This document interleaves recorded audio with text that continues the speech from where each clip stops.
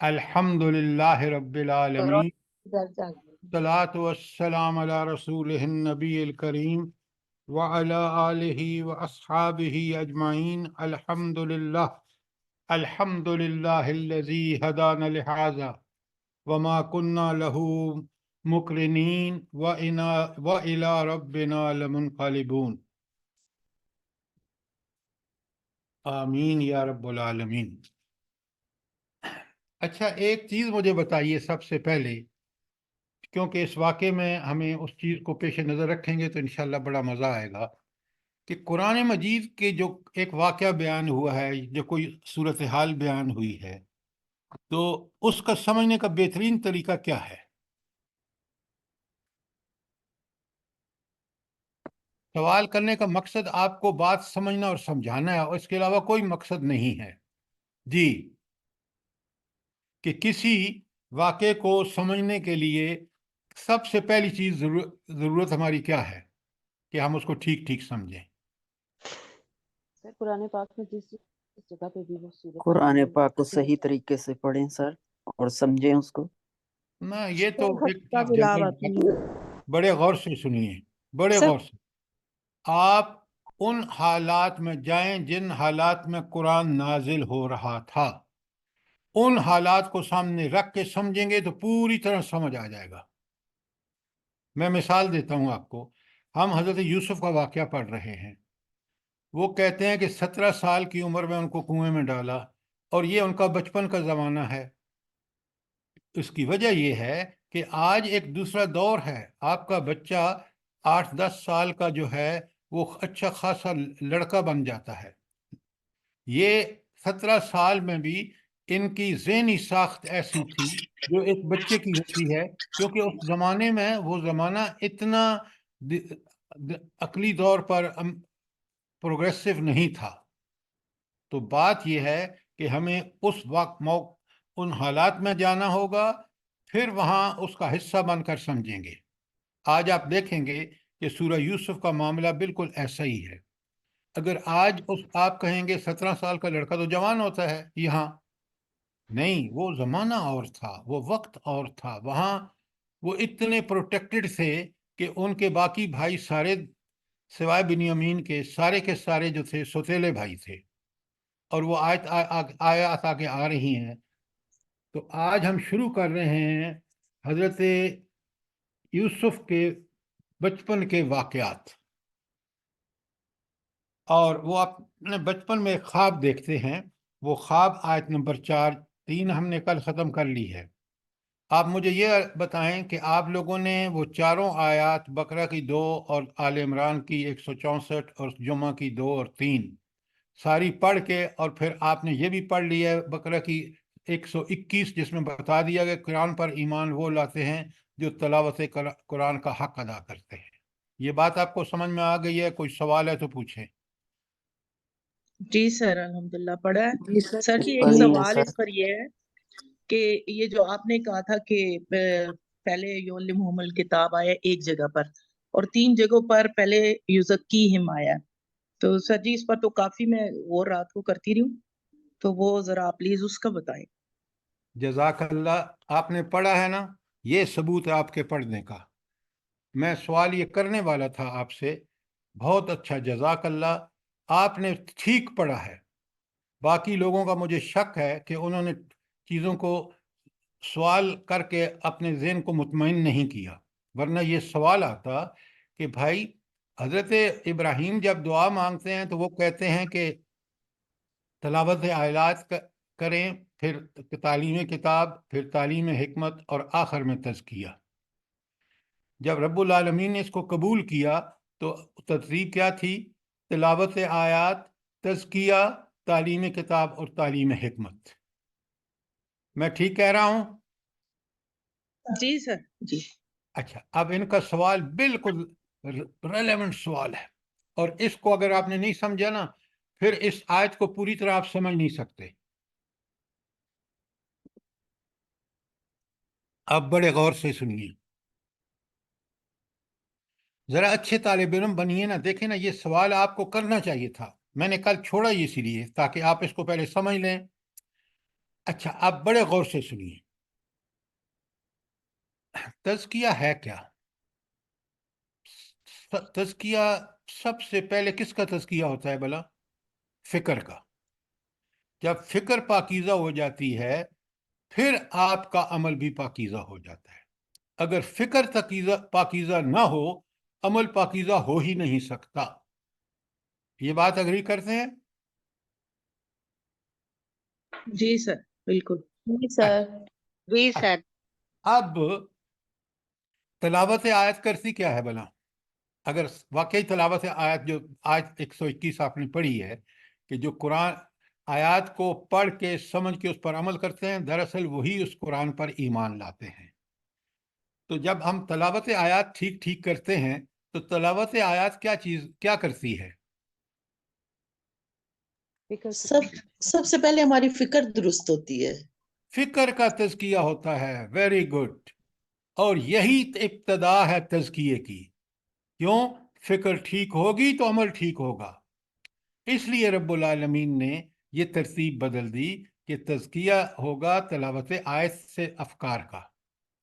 जब हमारी फ़िक्र ख्याल चीज़ें सारी दुरुस्त हो जाएंगी, हमारा अमल में भी तज़किया होता चला जाएगा और आगे आप हिकमत भी आपको मिलती चली जाएगी।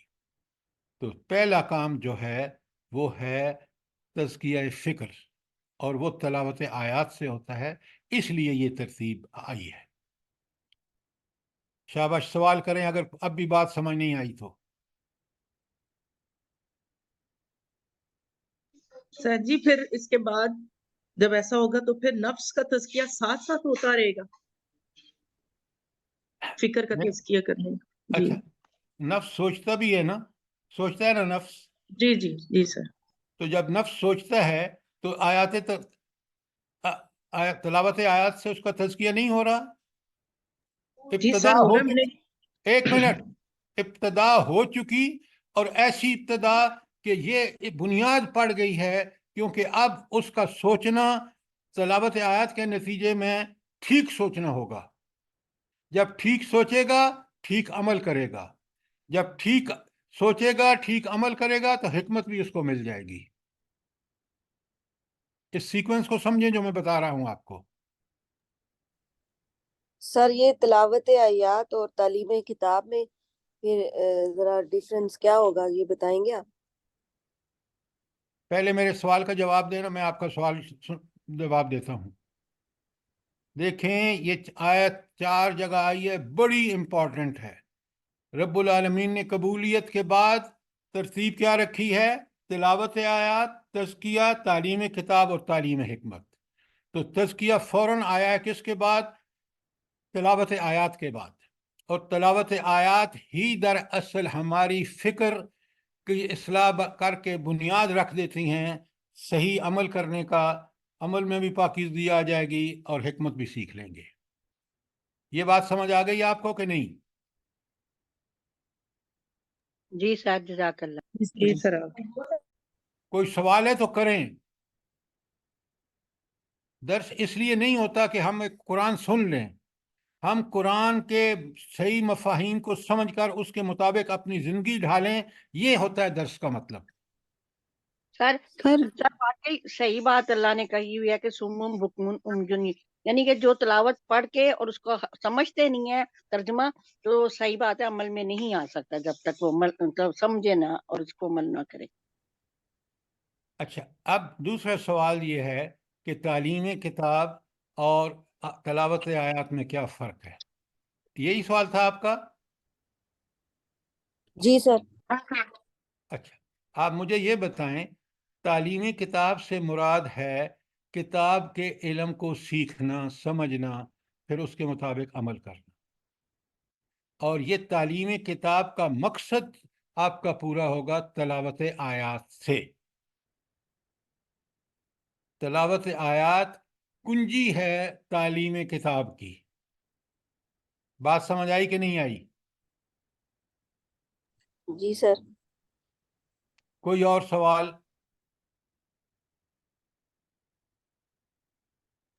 سر جی میں جو سوال کر رہی تھی وہ یہ ہے کہ تزکیہ نفس کے بارے میں کہ یہ ساتھ ساتھ ہوتا رہے گا، مطلب اس کے اندر بڑھوتی آئے گی ہمارے بار بار قرآن پڑھنے سے؟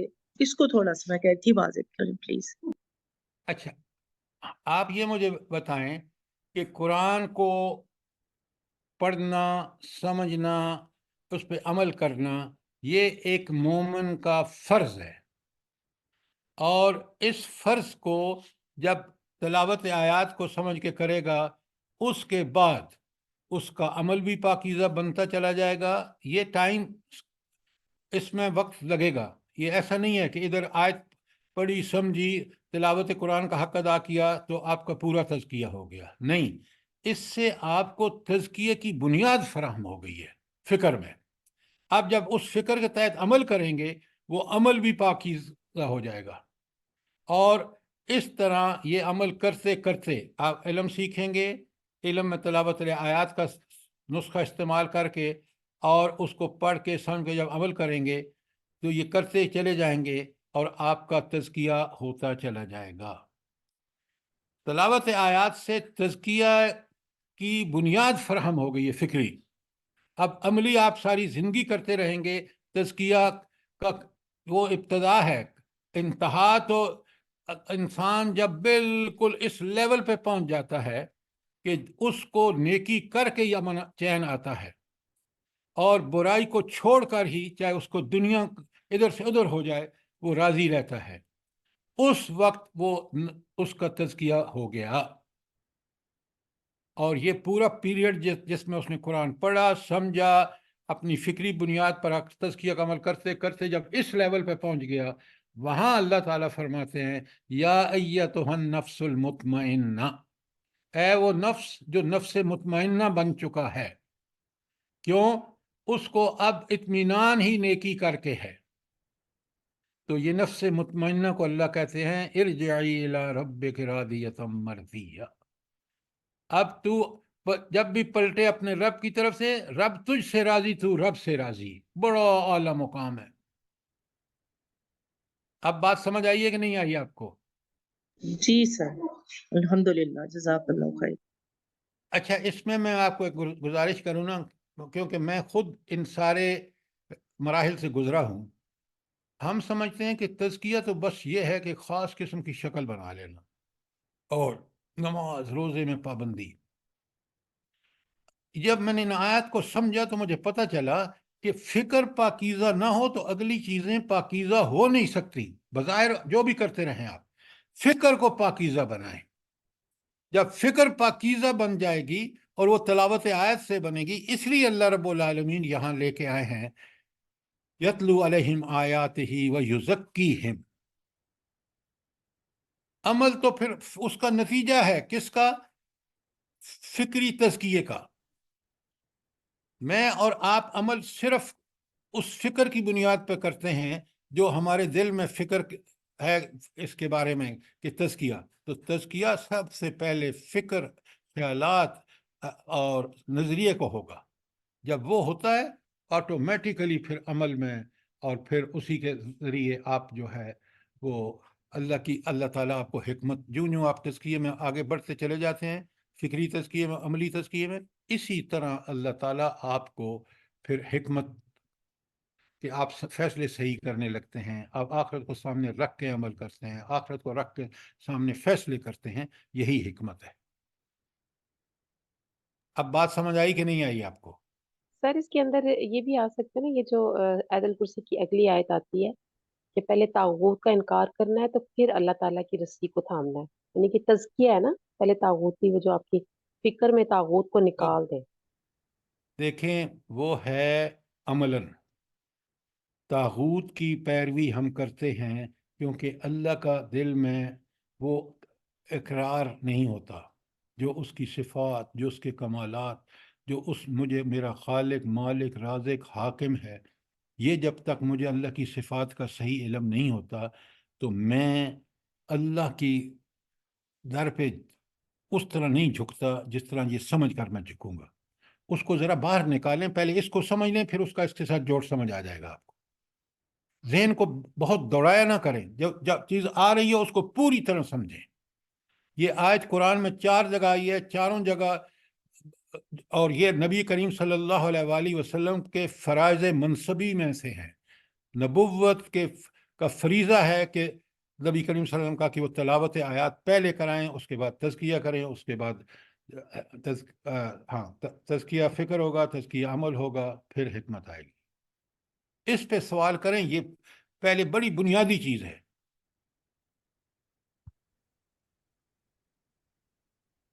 یہ سمجھ آ گئی؟ باقی آیات انشاءاللہ اس کی روشنی میں سمجھنا آسان ہوں گی۔ جی سر، جزاک اللہ خیر۔ اچھا، اب بات بالکل کلیئر ہے؟ جی جی جی سر، بالکل جی سر، الحمدللہ۔ جزاک اللہ۔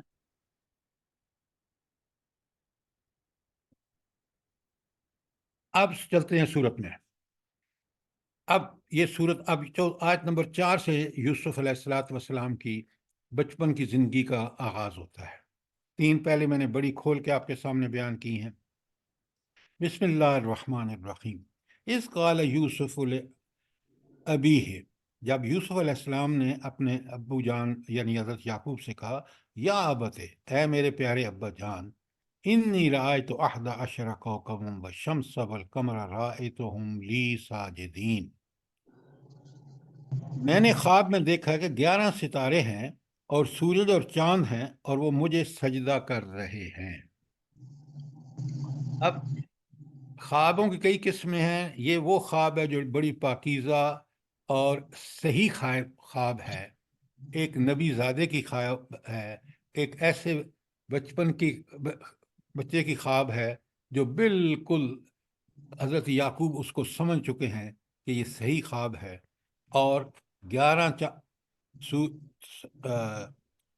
ستارے اور ایک چاند ان کو سجدہ کر رہے ہیں۔ تو مجھے یہ بتائیں کہ جب ہم پوری سورج آپ نے کئی دفعہ پڑھی ہے، تو اس خواب کی تعبیر کیا ہے کہ 11 ستارے کون ہیں اور ایک چاند کون ہے، سورج یوسف کون؟ علیہ السلام کے بھائی اور چاند آپ کے والد۔ کیوں آپ اس کس بنیاد پہ کہہ رہے ہیں؟ یہ ان کے بھائی تھے نا 11۔ کیونکہ سر ان کے بھائی تھے 11۔ وہ 11 تو تھے، کس کا انکار ہے؟ میرا سوال آپ سے یہ ہے کہ آپ کس بنیاد پہ کہتے ہیں کہ یہ جو 11 سے مراد بھائی، ستاروں سے مراد بھائی اور چاند سورج سے بعد ان کا باپ ہے؟ یہ کون سی قرآن کی آیت اس سورہ یوسف میں یا کون سا جگہ ہے جہاں پہ یہ ثابت ہوتا ہے کہ یہ اس کا مطلب؟ سر جب ان کے بھائی آ جاتے ہیں، ماں باپ آ جاتے ہیں، تو سر یہ اس وقت کا واقعہ ہے جب وہ ان کو سجدہ کرتے ہیں۔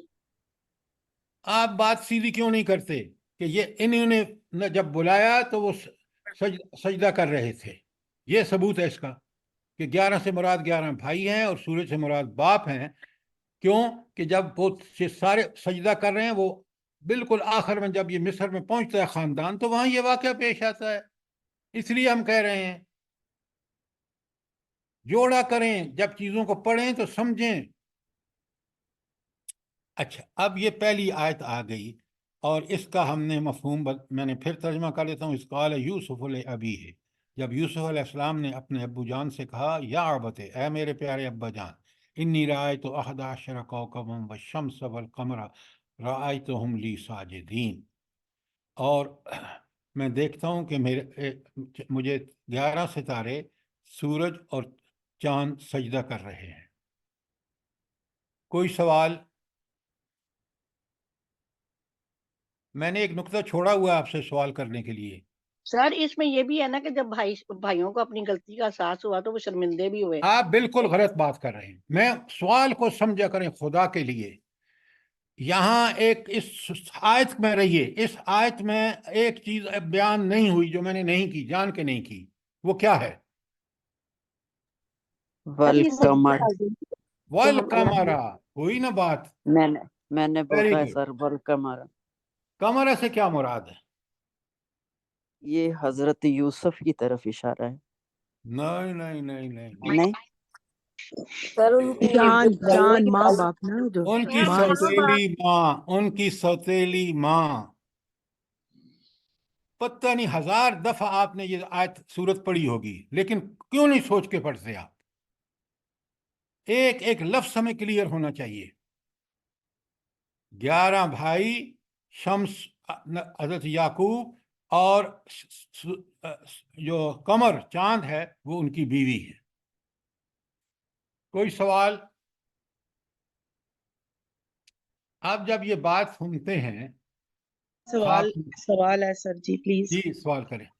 جی سر جی، یہ جو بعد میں جب وہ ملتے ہیں ان سے، عبداللہ ایک منٹ پلیز، یہ جی رفع ابویہ علی العرش، یہ جو یہاں ذکر آ رہا ہے، جب وہ ان سے ملتے ہیں تو یہاں تو لکھا ہوا ہے رفع ابویہ علی العرش وخروا لہ سجدا، کہ انہوں نے اپنے والد کو جو ہے وہ عرش پر بٹھایا اور وخروا لہ سجدا۔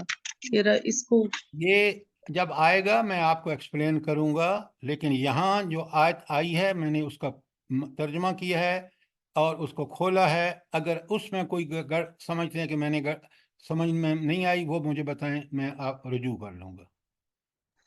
جی سر ٹھیک۔ تو پہلے آیت کے اندر رہیے نا، اس کو سمجھنے کے ساتھ آپ آگے کیوں جمپ کرتے ہیں؟ آگے آئیے آیت نمبر 5۔ سر ایکسکیوز می، جو آپ نے اول قمر کا بتایا، یہ یعقوب علیہ السلام کی بیوی؟ تو اور کس کی بیوی ہوگی؟ یوسف علیہ السلام تو شادی شدہ ہی نہیں ہے۔ قال، حضرت یعقوب نے کہا، یا بنیہ، اے میرے بیٹے، لا تقصص رؤیاک علی اخوتک، یہ خواب اپنے بھائیوں سے بیان مت کرنا، فکیدوا لک کیدا، جب تم ان کو یہ خواب سنائے، وہ اتنا، یہ تمہاری اللہ تعالیٰ تمہیں کیا عظمت نصیب کرنے والا ہے کہ یہ بھائی بھی اب بالآخر تمہارے سامنے سجدہ ریز ہوں گے۔ تو اب آپ اللہ تعالیٰ حضرت یعقوب ان کو کہتے ہیں کہ یہ خواب بھائیوں کو نہ بیان کرنا، فقیدوا لک کیدا، وہ اس کے کو نلیفائی کرنے کے لیے، یہ میں کہہ رہا ہوں، وہ آپ کے خلاف چال چلیں گے۔ کیوں؟ ان الشیطان للانسان عدو مبین، کیونکہ شیطان انسان کا کھلا دشمن ہے۔ ان کے دل میں پہلے سے حسد ہے۔ کیوں؟ کہ نبی یعقوب علیہ السلام اس بیٹے سے بہت زیادہ پیار کرتے ہیں، اور اس حسد شیطان اور ایکسپلائٹ کرے گا، اور وہ آپ کے خلاف چال چلیں گے کہ آپ کو یہ جو آپ کی عظمتیں اللہ تعالیٰ یہاں بیان فرما رہے ہیں آپ کی خواب میں، وہ آپ کو نصیب نہ ہوں۔ تو اس لیے ان سوتیلے بھائیوں پر جو حسد میں مبتلا ہیں، ان کے سامنے یہ خواب بیان نہ کرنا۔ بات کلیئر ہے؟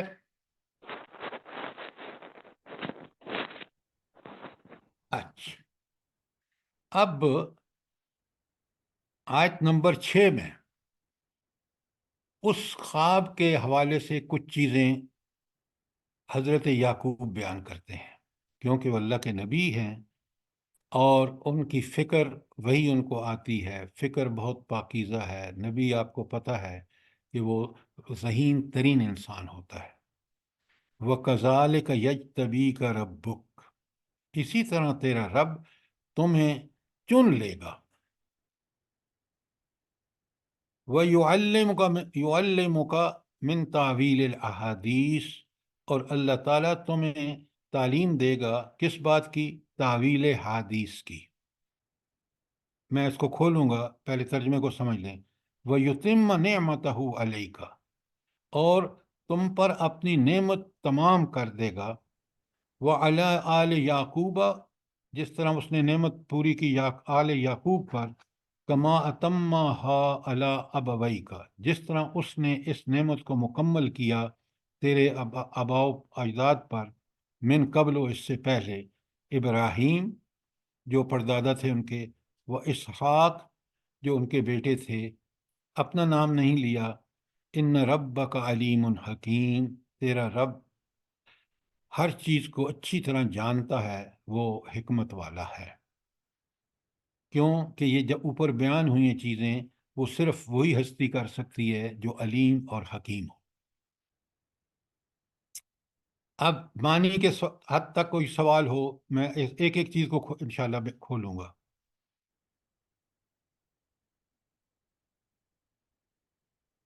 پہلی بات جو بیان ہوئی ہے وَكَذَلِكَ يَجْتَبِيكَ،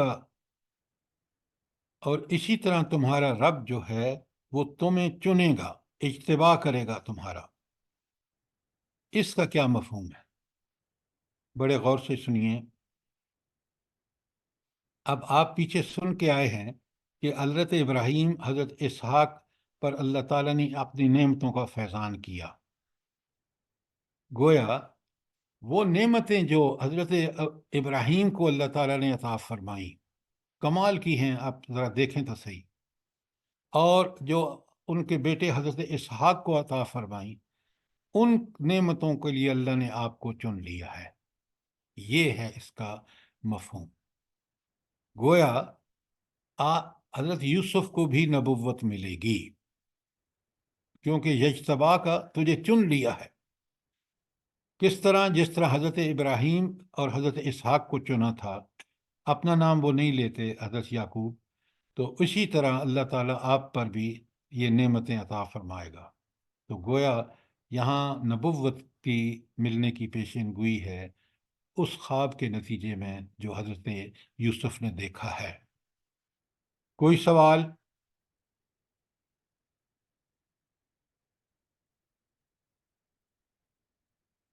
نمبر 2 اسی کا مفہوم۔ اچھا، جیسے اللہ تعالیٰ نے ان کو یہ کمال کا خواب دکھا دیا، ایسے ہی اللہ نے ان کو چن بھی لیا، اور چننے کے بعد اللہ تعالیٰ ان پر اپنی نعمت کی تکمیل کرے گا۔ اس کا کیا مطلب ہے؟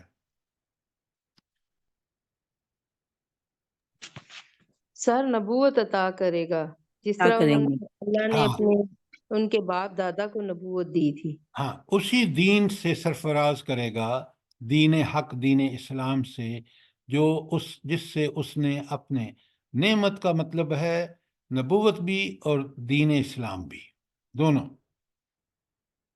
اچھا، یہ تو ہو گیا کہ اللہ تعالیٰ آپ کو چن لی ہے۔ کس لیے چن لیا ہے؟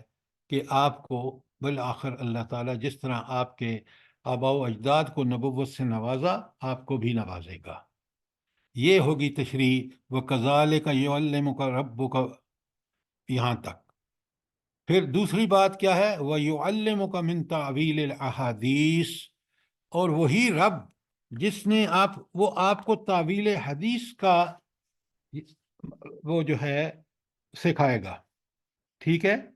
اچھا، یعلمُکَ ہوگا۔ اب تعویل الحدیث کیا چیز ہے؟ بڑے غور سے سنیے، سمجھیے اس کو۔ سر ان کو خواب کی تعبیر آتی؟ یہ آپ نے بڑا سرسری سا معنی دیکھ لیا ہے، سمجھ لیا ہے، صرف یہ معنی نہیں ہے۔ تعویل حدیث کا مطلب یہ ہے کہ معاملہ فہمی اور اس معاملے کی حقیقت کی تہ تک پہنچنے کی تعلیم، یہ ہے وہ بصیرت جو تعویل الحدیث سے مطلب ہے۔ صرف خوابوں کی تعبیر نہیں ہے کہ معاملات کی۔ دیکھیں نا، حضرت یوسف علیہ السلام تعبیر بتاتے ہیں بادشاہ کی خواب کی، پھر اس کا حل بھی بتاتے ہیں۔ جب وہ پوچھنے آتا ہے، آگے آئیں گے تو بتاؤں گا میں آپ کو۔ تو تعویل احادیث کا مطلب یہ ہے کہ خوابوں کی تعبیر کے علاوہ معاملات جو، دیکھیں نا، زیرک آدمی وہی ہوتا ہے، اہل دانش وہی ہوتا ہے جو معاملات کو ٹھیک ٹھیک سمجھے۔ اور یہ اللہ کی، مومن کی بھی فراست، اگر اللہ تعالیٰ اس کو یہ فراست عطا فرما دے، وہ بھی چیزوں کو سمجھنے لگتا ہے۔ لیکن نبی، اس میں تو کمال کی یہ بصیرت ہوتی ہے۔ تو یہ تھا تعویل احادیث۔ کوئی سوال؟ یہ بات دوسری ہو گئی کہ تعویل احادیث، اور پھر تیسری بات ہے کہ ہاں وَيُتِمُّ نِعْمَتَهُ عَلَيْكَ، اور اپنی نعمت تمہارے اوپر پوری، اتمام نعمت ہوگا آپ پر۔ یہ تیسری اس حدیث کی تعبیر کر رہے ہیں کون؟ حضرت یعقوب. تو نعمت کیا چیز ہے بلا یہاں پر؟ مصر کی جو بادشاہی ملی تھی. اب سر ہمارا آپ دین اسلام دین کا آپ پہلے بتا چکے ہیں. دین کا دیکھیں بادشاہت جو ہے نبوت سے بہت کم تر ہے، بہت کم تر ہے. نبوت وہی کے لیے سینہ اللہ تعالیٰ کھول دیتا ہے اور اللہ تعالیٰ اس کی خود حفاظت فرماتا ہے برائیوں اور اس کے خلاف، اور وہ ایک خود نمونہ ہوتا ہے. تو نبوت دیکھیں بادشاہت ہمیں دنیا میں نظر آتی ہے، اور یہی بادشاہت نے تباہ کر دیا مسلمانوں کو. آج کیا کر رہے ہیں سعودی عرب کا بادشاہ؟ آج کیا کر رہے ہیں آپ کے حکمران؟ یہی نبی کریم صلی اللہ علیہ وسلم کو نبوت کے بعد یہ مدینے میں جب بادشاہت ملی، دیکھ لیں قرآن منو ان نافذ ہوا، جیسے اللہ نے اتارا فوراً نافذ ہو گیا. آپ ظلم دیکھیں، اس نام نہاد ملک جو مسلمان کے نام پر بنا تھا، اس کے حکمران کیا کر رہے ہیں. آج جس طرح یہ جا کے سجدہ ریز ہیں واشنگٹن میں، ملک جل رہا ہے مہنگائی کے عذاب میں، ظلم کے عذاب میں، لاقانونیت کے عذاب میں، اور یہ وہاں طاغوت کے سامنے سجدہ ریز ہیں. اس سے بڑی کوئی کبھی سوچیں ذرا کہ ہمارے معاملات کی اصلاح اسی وقت ہو سکتی ہے جب ہم توبہ طائب ہو کر اللہ کے احکام پر آ جائیں، اس کو نافذ کر دیں، یقین مانیں یہ ملک پستی سے نکل کر اللہ تعالیٰ اس کو عروج پر پہنچا دے گا.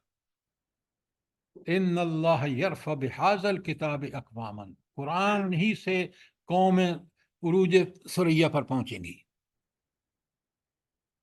تو یہاں جو بات کہی جا رہی ہے کہ اللہ تعالیٰ آپ پر نعمت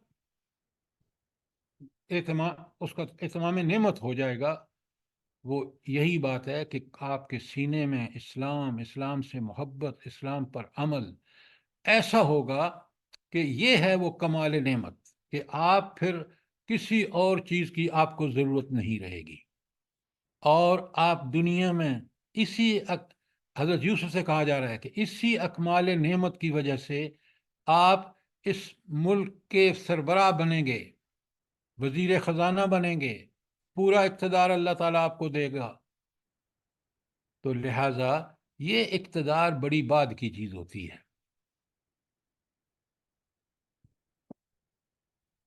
سب سے کمال اللہ تعالیٰ کا دین ہے، جس پہ عمل کر کے انسان پھر ایسا انسان بنتا ہے کہ وہ مصیبتوں سے اللہ تعالیٰ اس کے گزار کر، جس طرح یوسف علیہ السلام کو تخت مصر پر لے جاتا ہے. یہ ہے یتم نعمتہ. تو آیت آپ نے دیکھا کہ یہ آیت اس لحاظ سے بڑی اہم تھی کہ یجتبیک ربک نمبر 1، یعلمک من تعویل الحدیث احادیث نمبر 2، یتم نعمتہ علیک. اب آگے کہا وآل یعقوب کما اتمہا ابویک. اچھا، وعلی یعقوب آل یعقوب کا، اور یہ نعمتیں آل یعقوب پر بھی اتمام نعمت ہوگا. کس طرح؟ کما اتمہا، جس طرح اللہ تعالیٰ فرماتے ہیں ہم نے اس کو مکمل کیا ابویک تیرے آباء و اجداد پر، من قبل، اس سے پہلے، ابراہیم علیہ السلام پر، آپ کے پردادا پر، و اسحاق اور آپ کے دادا پر. ان ربک علیم حکیم، تیرا رب خوب جانتا ہے، وہ اپنے علم اور حکمت کی بنیاد پر فیصلے کرتا ہے، اور آپ کا خاندان کو اللہ اسی طرح نوازے گا جس طرح آپ کو اسی طرح نوازے گا جس طرح آپ سے پہلے آپ کے پردادا ابراہیم، دادا اسحاق اور باپ یعقوب کو نوازا ہے. اب آئیے کوئی سوال ہو آیت نمبر 6 کے بارے میں. آپ کو پڑھنے کا بھی سمجھ آ جانا چاہیے کہ ہم ایک ایک چیز کو پہلے کلیئرلی سمجھیں، پھر اگلی پر جائیں، پھر اگلی پر جائیں. پھر وہ آیت کا پوری طرح احاطہ ہوگا. یہی ہے سر اس یہ صورت ان آیات. ربا کا علیم حکیم، اس کی تھوڑی تشریح کر دیں. یہ جو خواب آپ کو دکھ رہا ہے، جو یہ آیت میں اللہ تعالیٰ بتا رہے ہیں کہ تم پر نمبر 1 تمہیں اللہ تعالیٰ چن لیا ہے، تمہیں اللہ نے. نمبر 2 تمہیں تعویل احادیث کا جو ہے کمال وہ بھی تمہیں اللہ دے گا، اور اللہ تمہیں نعمت بھی دے گا اسلام اور نبوت کی. یہ کام کون کر سکتا ہے؟ کون کر سکتا ہے؟ جس کی یہ 2 صفات ہوں. علیم ہو، وہ جاننے والا ہو کہ اس میں نبوت کے سارے اللہ تعالیٰ نے اس کے اندر وہ انگریڈینٹس رکھ دیے ہیں، اور اس کو پھر وہ اپنے علم کی بنیاد پر اس کو کس طرح مصر پہنچاتا ہے، مصر سے ان مصیبتوں کے بعد مصر کے تخت پر پہنچاتا ہے. یہ کون کر سکتا ہے؟ یہ العلیم کر سکتا ہے. اور یہ کیوں ہوتا ہے؟ یہ اس کی حکمتوں کا تقاضا ہے. اب بات سمجھ آئی کہ نہیں آئی؟ جی جزاک اللہ. جی سر، اس میں آل یعقوب میں پھر وہ ساری بنی اسرائیل جیسے حضرت موسیٰ علیہ السلام، اور پھر یہ اسی میں پھر شامل، مطلب آگے تک ان کو نبوت کا بتا دیا گیا. آل یعقوب میں وہ بات بنی کو اسرائیل. سمجھیں پلیز.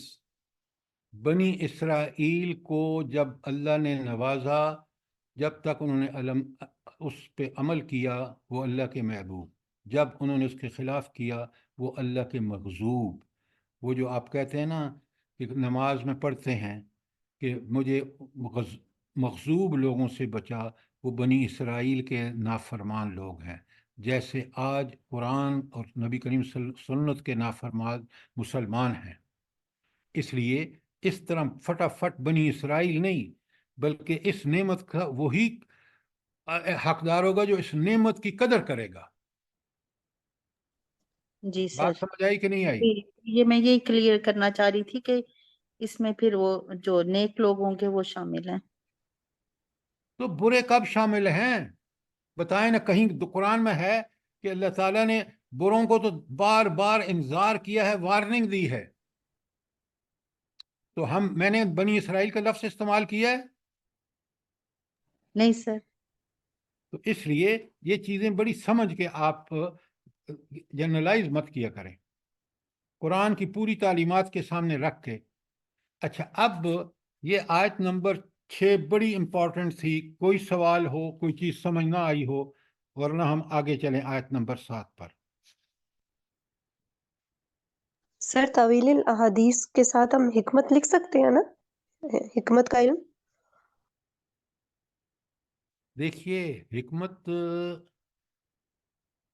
ایک بڑا کمال ہے جو انبیاء کو ملتا ہے، اور تعویل احادیث جو ہے وہ ایک بصیرت کی بات ہے، ایک حکمت کی بات ہے. وہ پوری حکمت نہیں ہے، وہ حکمت کا ایک جز ہے. بات سمجھ آ گئی کہ نہیں آئی؟ سر نہیں سمجھ آئی. انبیاء چونکہ عام انسان سے بہت اعلیٰ، ان کا آپ نے خود ہی بھی بتایا ذہین ہوتے ہیں، تو نہیں سمجھ آئی سر، کیسی حکمت ان کو نصیب؟ تعویل الاحادیث میں کیا ہوگا؟ کیا جملہ لکھے ہم اس کے ساتھ سمجھنے کے لیے؟ اچھا، آپ ذرا پہلے ایک چیز سمجھیں. حکمت، آپ کا سوال، کنفیوژن آپ کا یہ ہے کہ نبی جو ہے وہ، میں نے کہا کہ بہت سب سے ذہین انسان ہوتا ہے. اچھا، ذہین فزکس، کیمسٹری، میتھمیٹکس اور اس میں نہیں، وہ اس کا اللہ تعالیٰ نے اس کی ذمہ داری لگائی نہیں ہے. ہاں، جو میٹا فزیکل پرابلمس ہیں، مسائل ہیں، اللہ ہے، اللہ کی صفات کیا ہیں، موت کیا ہوگی، موت کے بعد کیا ہوگا، یہ ساری چیزیں اس کو سب سے ذہین، کیونکہ اللہ تعالیٰ بذریعہ وہی اس کو حقیقت بتا دیتا ہے. ہم ذہانت صرف یہ لیتے ہیں کہ ذہین تو وہ ہے جو ڈگریاں لیتا ہے. اللہ کی نظر میں ڈگریاں اللہ دیتا ہے، اللہ ہی کی طرف سے بندے کو ذہانت ملتی ہے، وہ حاصل کرتا ہے. اصل ذہانت جو ہے، اولو الالباب جن کو قرآن کہتا ہے، صاحب عقل، دانش مند، وہ ہیں جو قرآن سے نصیحت حاصل کریں. تو قرآن تو نبی پر نازل ہوتا ہے، اور نبی کریم صلی اللہ علیہ وسلم کے دل پر نازل ہوا ہے. دل ہی وہ सरचश्मे है जो हिदायत को कबूल करके फिर आप आगे बढ़ते हैं। तो लिहाजा मैंने नबी को ज़हीन इस एतबार से कहा है। अब आपको बात समझ आ गई है? जी सर, क्लियर हुई है कुछ, बाकी मैं खुद भी पढ़ूंगी। नहीं सर, आपने ये बड़ी बात बता दी है ना कि बातों की तह तक पहुंचना जो है इसको तावील हदीस कहते हैं। बेशक। अच्छा, सवाल जरूर किया करें, मैंने कभी आपको सवाल करने से मना नहीं किया, लेकिन बात जब जवाब पूछूं तो जवाब बिल्कुल अब आपको आदत करनी चाहिए अपनी कि आप आयत को पढ़ के समझ के और जो आयत के अंदर जब जवाब है मौजूद उसको देंगे, इधर उधर का जवाब नहीं देंगे। और मैं यकीन माने मैं उस वक्त बिटर होता हूँ। बिटर होने की मकसद क्या है कि आप सही रवैया अख्तियार करें कुरान के तालिब इल्म होने का, बस इसलिए मैं आपको टोकता हूँ। मेरा कोई और मकसद नहीं है। मैं चाहता हूँ कि कुरान पढ़ने वाला कुरान को समझ के पढ़े, इधर की उधर न लगाए, वरना अगर ये एटीट्यूड होगा तो कुरान कभी समझ नहीं आएगा आपको। आयत नंबर अगर 5 पे कोई सवाल नहीं है तो हम आगे चलते हैं। अब जरा देखें ना, सूरत यूसुफ क्यों अहसनुल क़सस से एक एक आयत में आप देखें कितने जबरदस्त हिकमत अफरोज बयानात हैं। अच्छा, अब सुने बड़ी कमाल की बात।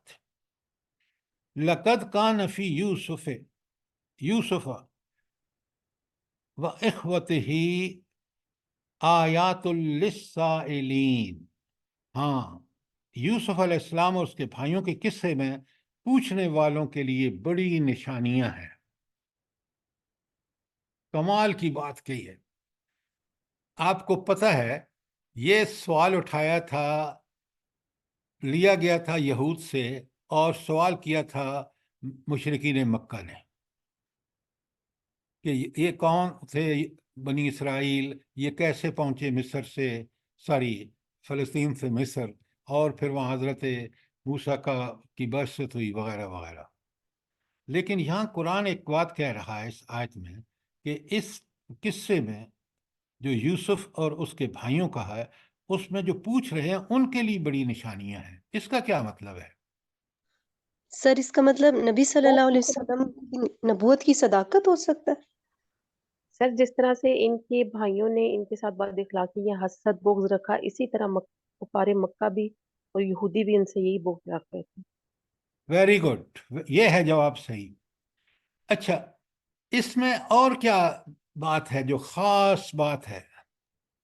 सर इसमें बताया है कि इंसानों की तदबीर एक तरफ रह जाती हैं, होता वो है जो अल्लाह को मंजूर होता है। अल्लाह ताला की अपनी हिकमतें हैं, सारे इंसान मिल के चालें। अगर आप मुझे वो आयत बता दें, आपने बिल्कुल ठीक बात बताई है। अगर वो आयत मुझे बता दें तो मैं आपको इनाम दूंगा।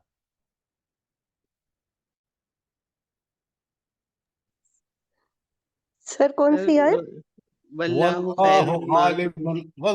गालिबुन अला अम्रिही वलाकिन्न अक्सरन्नास ला यअलमून। गलबा अपने कामों पर अल्लाह ताला खुद रखता है, ये बात लोगों को मालूम नहीं। ये लोग बात नहीं समझते कि होता वो है जो अल्लाह चाहता है, वो कभी नहीं होता जो इंसान चाहते हैं। अमेरिका अपने सारे वसाइल के साथ अफगानिस्तान को मिटाना चाहता था, मिट गया। नेतन्याहू दुनिया के यहूदी, उनकी पुष्ट पर अमेरिका और ब्रिटिश यूरोप चाहते हैं कि गजा वालों को मिटा दें। आप देख रहे हैं अल्लाह उनको मिटा रहा है। कुरान पढ़ के कुरान को समझें, वहां उस हालात में क्या बात कही गई है वो कितनी बरहक है आज भी इन हालात में भी। ये है फहम कुरान। सर मेरे ज़हन में भी आयत आ रही है, व मकरू व मकरना वल्लाहु खैरुल माकिरीन। ये आयत बाहर आप कुरान के उस सूरह यूसुफ की आयत मैंने आपके सामने पढ़ी है। बात आपकी ठीक है, मैंने आपको आयत सूरह यूसुफ की पूछी थी اور وہ جو میں نے آپ کو پڑھی ہے وہ سورہ یوسف کی 21 نمبر آیت ہے. باقی قرآن آپ بالکل ٹھیک کہہ رہے ہیں، قرآن میں اور بھی کئی جگہوں پہ یہ بات مختلف الفاظ سے کہی گئی ہے کہ ہوتا وہ ہے.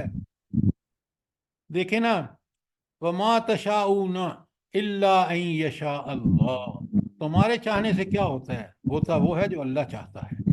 تو بے شمار آیات ہیں.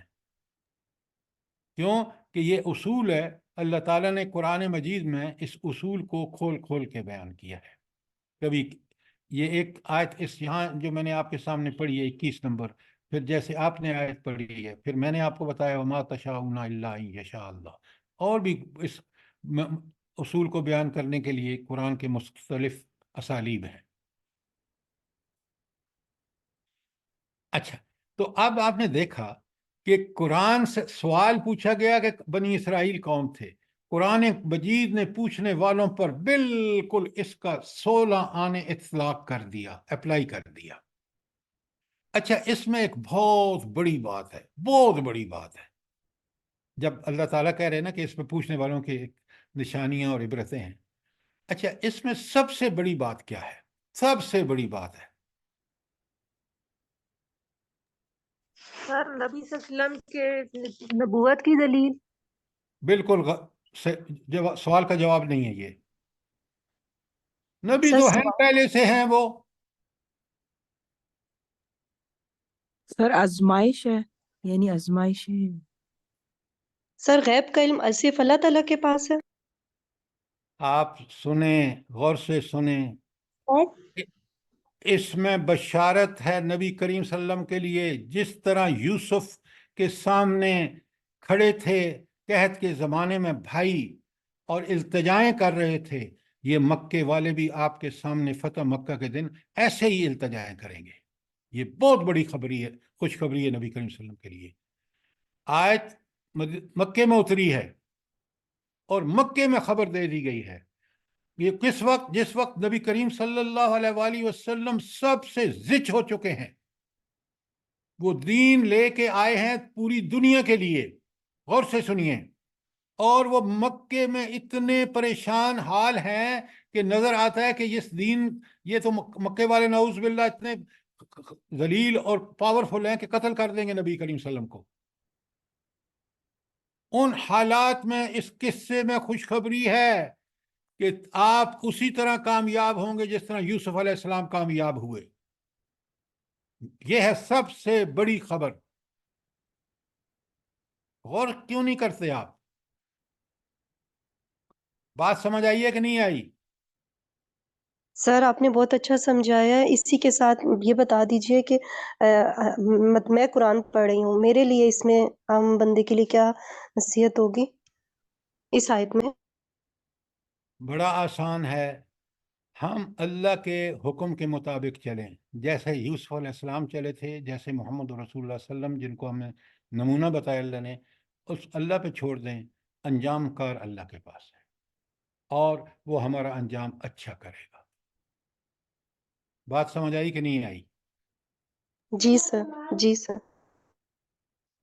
اچھا، اب ذرا آگے چلتے ہیں. دیکھیں نا، اس بات کو ذرا نوٹ کیجئے کہ اللہ تعالیٰ کہتے ہیں کہ یوسف اور اس کے بھائیوں میں جو سوال پوچھ رہے ہیں ان کے لیے بڑی نشانیاں ہیں. تو نشانیاں کیا ہیں؟ کہ جس طرح یوسف علیہ السلام کو ان ساری تکلیفوں سے نکال کے بالآخر اللہ تعالیٰ نے وہاں پہنچایا کہ مصر کے بادشاہ بن گئے، بالکل اسی طرح اس نبی کا معاملہ ہونے والا ہے، جس کو آج آپ کے مخالفت کی وجہ سے جان کے لالے پڑے ہوئے ہیں. یہ دنیا کے اندر اس دین کو واضح کر کے اور یہ جو ہے اس مقام تک اللہ اس کو پہنچائے گا. یہ بڑی اہم بات ہے.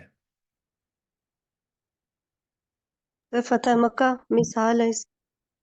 اچھا، وہ تو میں نے آپ کو بتا دیا پہلے. اب ذرا باتوں کو سمجھیں اور سنیں.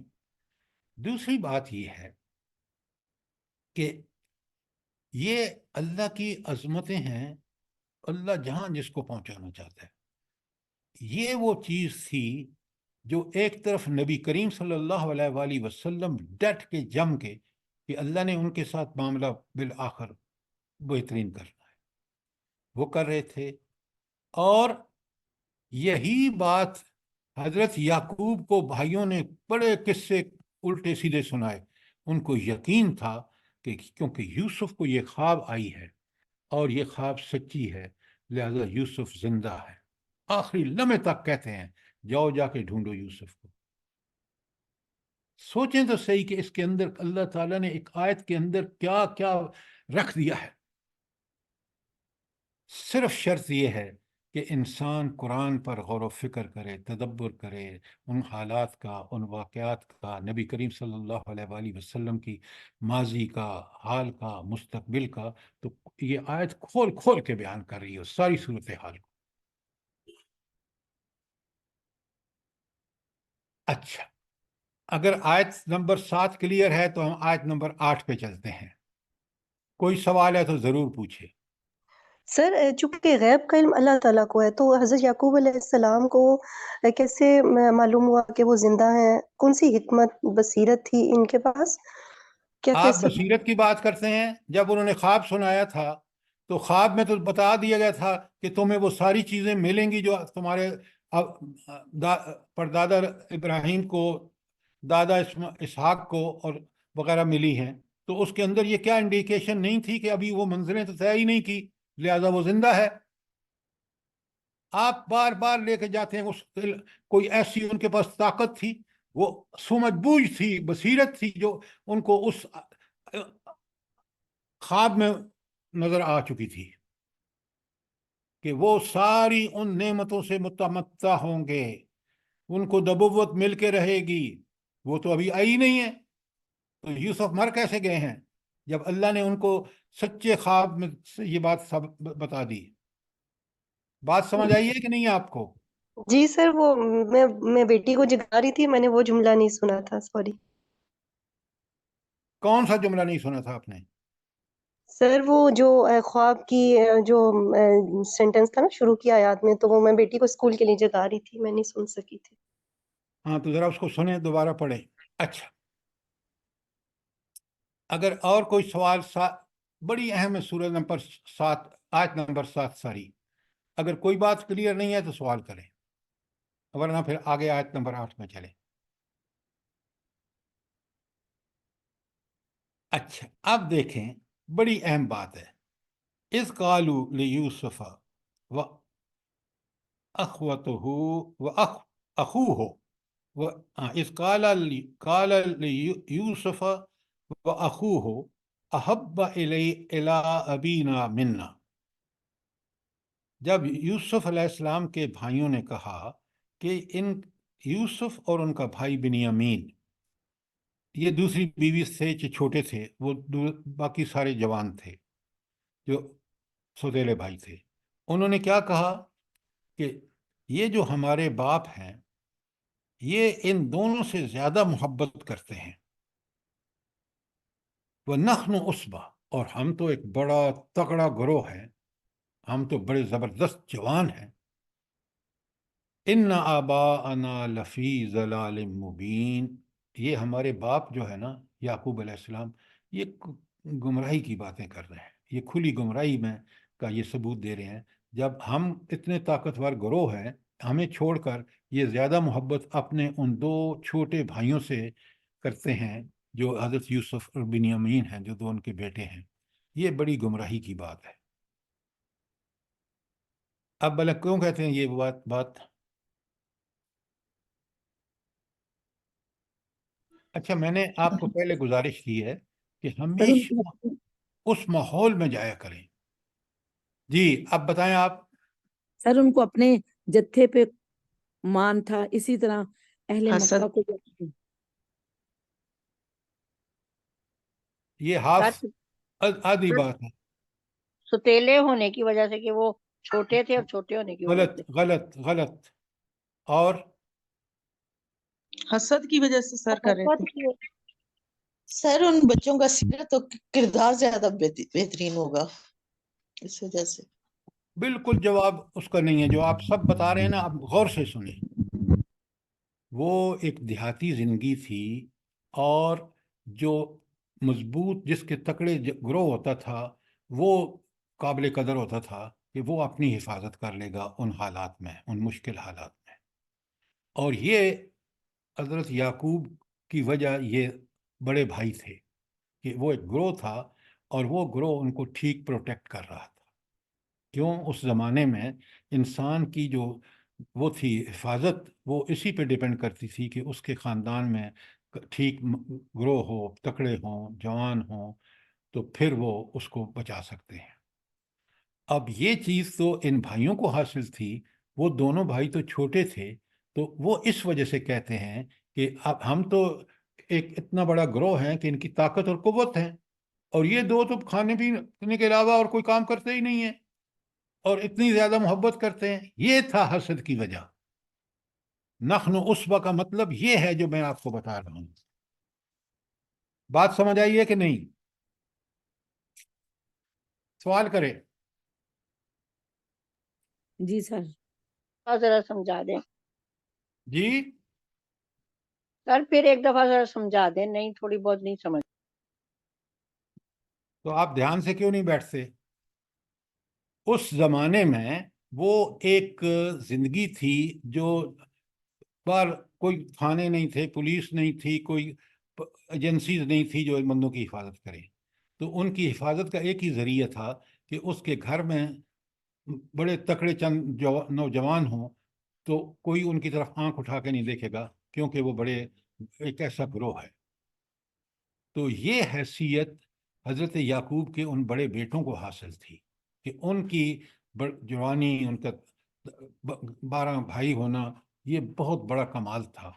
اس لیے وہ یہ سمجھتے تھے کہ یہ دونوں بھائی جو ہمارے ہیں چھوٹے، یوسف اور بنیامین جو دوسری ماں سے ہیں، جو سوتیلے بھائی ہیں، یہ تو اسوہ ہے ہی نہیں، یہ تو ایک بوجھ ہیں ان کی نظر میں کہ بس کھانا پینا اور باپ کی محبت، اور کچھ کام کر نہیں سکتے. حالانکہ ہم ہیں کہ جو باپ کی دست و بازو بن کے اس کی عزت اور اس کی شان کا باعث بن رہے ہیں. یہ وہ سمجھتے تھے، اللہ کو نہیں سمجھتے تھے، وہ اپنے آپ کو سمجھ رہے تھے. اس لیے وہ کہتے ہیں کہ یہ ہمارا باپ تو بڑا جاہل ہے، نعوذ باللہ، کہ طاقت ہمارے پاس ہے، اس کی طاقت ہم ہیں، اور یہ ان بچوں سے زیادہ محبت کرتا ہے، ہم سے محبت نہیں کرتا. اب سمجھ آئیے نہیں آئی؟ جی جی جی سر، جزاک اللہ، سوری سر. سر یہ 12 تھے نا، 10 بھائی یہ بڑے اور 2 حضرت یوسف اور بنیامین. جی جی. اچھا سر جی ان کے رضائل سامنے آ رہے ہیں، ایک تو مغرور اور ایک بدتمیز. یہ جو آپ نے بات کی ہے بالکل ٹھیک ہے، لیکن قرآن پڑھنے والا ایک طرف وہ فضائل سامنے رکھے گا جو حضرت یعقوب علیہ السلام میں ہیں، جو حضرت یوسف علیہ السلام میں ہیں، اور دوسری طرف اب یہ سٹوری جب شروع ہوئی ہے تو یہ سارے رذائل، حسد، بغض، کینہ اور باپ کا احترام نہ کرنا، یہ سارے رذائل برادران یوسف کے ہیں. اس لیے ایک سب سے احسن قصہ ہے، بہترین قصہ ہے کہ آپ کو ٹھیک ٹھیک بتاتا ہے کہ فضائل کیا ہیں، رذائل کیا ہیں، آگے جا کے بتائے گا انجام کیا ہے دونوں کا. بات سمجھ آئی ہے کہ نہیں؟ جی سر آ گئی. دیکھیں نا، احسن قصص کیوں کہا گیا ہے؟ دنیا کی کوئی کہانی، کوئی واقعات، کوئی ناول، کوئی افسانہ اس کے برابر کبھی بھی سبق آموز اور عبرت آموز نہیں ہو سکتا.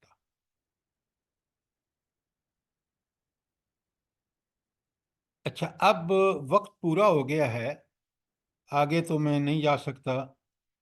کوئی سوال ہو تو ضرور پوچھئے، تاکہ یہ بالکل اس واقعے کو ہم اپنے لیے کس طرح ہمارے لیے سبق آموز اور عبرت آموز ہو سکتا ہے، ہم اس چیز کو اچھی طرح سمجھ لیں.